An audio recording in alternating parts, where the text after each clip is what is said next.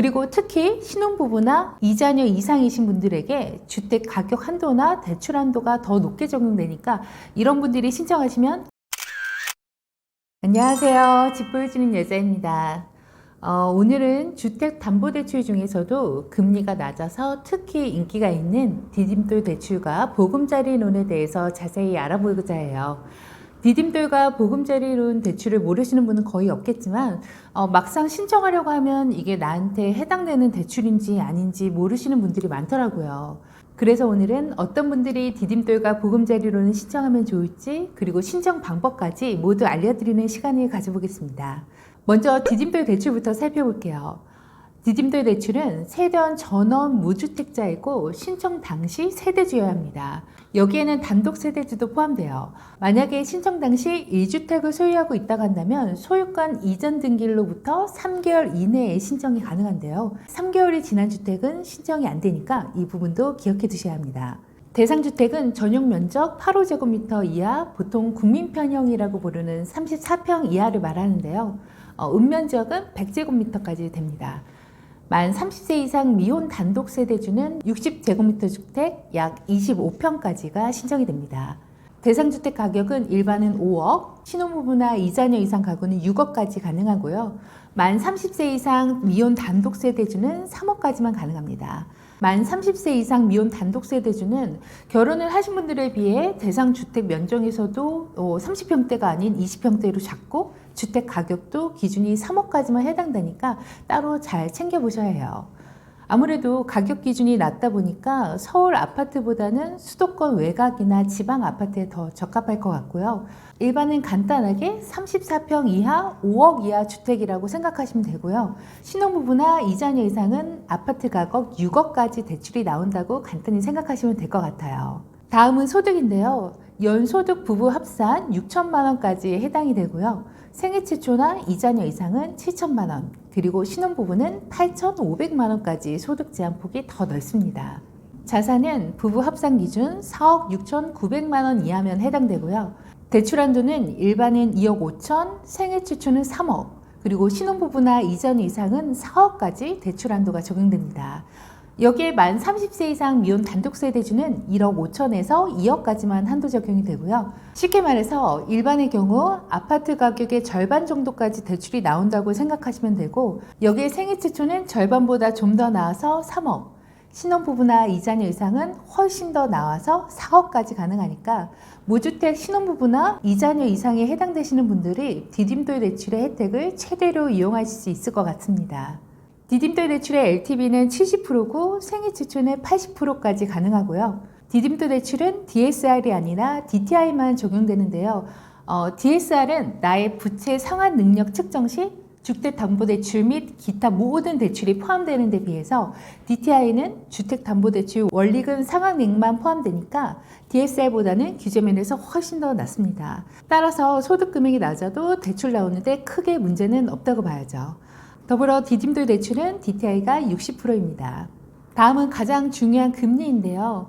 금리는 최근 기준으로 연 2.65%에서 3.95% 정도인데, 금리는 정책 상황에 따라서 바뀔 수 있으니까 그때그때 참고해 보시는 게 좋고요. 소득 구간에 따라서도 또 다르게 적용됩니다. 그래도 보통 주택담보대출 중에서는 디딤돌 대출의 금리가 보통 금리보다는 가장 낮으니까요. 해당되시는 분들은 다른 1금융권의 대출보다 디딤돌 대출에 내가 해당되는지 먼저 살펴보시는 것을 추천드려요. 상환 방식은 원리금 균등, 원금 균등, 최종 중 선택할 수 있고요. 3년 이내 상환 시 중도 상환 수수료가 발생할 수 있습니다.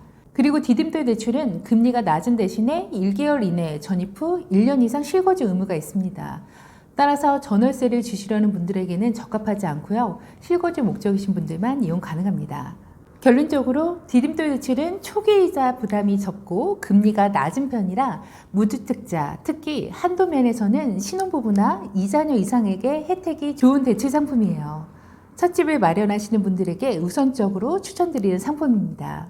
다음으로는 보금자리론에 대해서 알아볼게요. 보금자리론의 대출 대상은 디딤돌 대출과 똑같이 무주택 세대주가 신청할 수 있는데요. 디딤돌과 다른 점은 1주택자도 신청할 수 있다는 점이에요. 다만 3년 내 처분 조건으로 가능하고요. 따라서 기존 집을 갈아타게 하려고 하시는 분들에게도 처분 조건만 잘 지킨다면 신청할 수 있는 상품입니다. 보금자리론은 면적에 대한 규정은 따로 없고 주택 가격 6억 이하까지 가능한데요. 부부 합산 기준 연소득 7천만 원까지 가능합니다. 더불어 1자녀는 8천만 원, 신혼부부는 8,500만 원, 그리고 2자녀는 9천만 원, 3자녀는 1억까지 가능합니다. 특이한 게 자녀 수에 따라서 디테일하게 소득 구간이 바뀌는 게 특징이죠. 보금자리론은 자산에 대한 제한 규정은 따로 없고요. 대출 한도는 일반과 신혼 그리고 2자녀까지는 3억 6천까지 대출 이자가 나오고 3억 이상이나 전세 사기 피해자는 4억, 생애 최초는 4억 2천만 원까지 가능합니다. 신혼부부와 다자녀는 디딤돌 대출이 4억까지 나와서 보금자리론은 3억 6천보다는 대출 한도가 높고요. 다만 일반의 경우에는 디딤돌이 2억 5천 한도인데 반해 보금자리론은 3억 6천으로 한도가 더 높으니까 대출 한도 면에서는 보금자리론이 더 많이 나온다고 됩니다. 보금자리론의 LTV는 70%, 규제 지역은 60%고요. 전세 사기 피해자는 100%까지 가능합니다. 보금자리론도 디딤돌 대출과 마찬가지로 DSR은 안 보고요. DTI는 60%, 규제 지역은 50%입니다. 금리는 최근 기준으로 연 4에서 4.5% 사이로 디딤돌 대출보다는 좀 높은데요. 금리는 마찬가지로 정책 상황에 따라서 바뀔 수 있다는 점 명심하시고요. 신혼이나 신생아, 그리고 저소득 청년, 전세 사기 피해자 여부에 따라 달라지니까 내 조건과 그리고 대출 신청 당시의 금리 정책을 잘 살펴보시고 신청하셔야 합니다. 상환 방식은 디딤돌 대출과 마찬가지로 원리금 균등, 원금 균등, 체중식 중 선택할 수 있고요. 마찬가지로 3년 내 상환 시 중도 상환 수수료가 발생할 수 있습니다. 자, 그러면 디딤돌 대출과 보금자리론 대출 중에 어느 분들이 어떤 대출을 신청하면 좋을지 설명드려 볼게요. 먼저 디딤돌 대출은 이런 분들에게 추천드려요. 무주택인 상태에서 첫 집을 저렴한 금리에 마련하고자 하는 분들 중 소득 기준이 디딤돌 대출 기준에 충족되시는 분들이 신청하시면 좋고요. 그리고 특히 신혼부부나 2자녀 이상이신 분들에게 주택 가격 한도나 대출 한도가 더 높게 적용되니까 이런 분들이 신청하시면 디딤돌 대출에 가장 많은 혜택을 받으실 수 있습니다. 다음으로 보금자리론은 이런 분들에게 추천드려요. 보금자리론은 디딤돌 대출에 비해 다소 대출 금리가 높은 편이지만 2주택 갈아타기에도 가능하고요. 면적 제한도 없고 또한 신혼이나 다자녀가 아니신 일반 분들에겐 아파트 가격이나 대출 한도가 좀 더 높다는 게 특징이에요. 따라서 자산 기준이 디딤돌 대출 한도를 초과하시거나 조금 더 넓은 집을 원하시는 분들, 그리고 무주택 상태가 아닌 갈아타기를 준비하시는 분들에게 더 적합하다고 추천드리는 상품입니다. 마지막으로 이제 두 대출의 신청 방법을 알려드릴게요. 먼저 디딤돌 대출은 온라인은 기금 이든든에서 신청하고요. 오프라인은 기금 수택은행에 방문하여 신청하시면 되는데요. 수탁은행으로는 국민이나 우리, 신한, 농협, 하나은행 등 주요 1금융권에서는 거의 해당이 됩니다. 신청 시 필요 서류는 신분증과 소득증명서, 주택 관련 서류 등이 필요합니다. 다음으로는 보금자리론의 신청 방법인데요. 준비 서류는 디딤돌 대출과 비슷하고요. 주택금융공사 홈페이지에서 신청하시면 됩니다.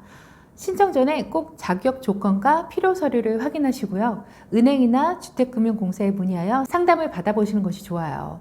오늘은 주택담보대출 중 가장 인기가 많고 많은 분들이 궁금해하시는 디딤돌 대출과 보금자리론의 특징과 차이점, 그리고 어떤 분들이 각 대출을 신청하면 좋을지 마지막으로 신청 방법까지 모두 알아봤습니다.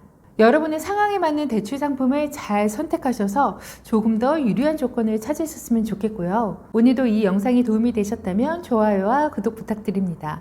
다음에도 유익한 정보로 찾아뵐게요. 지금까지 집 보여주는 여자였습니다.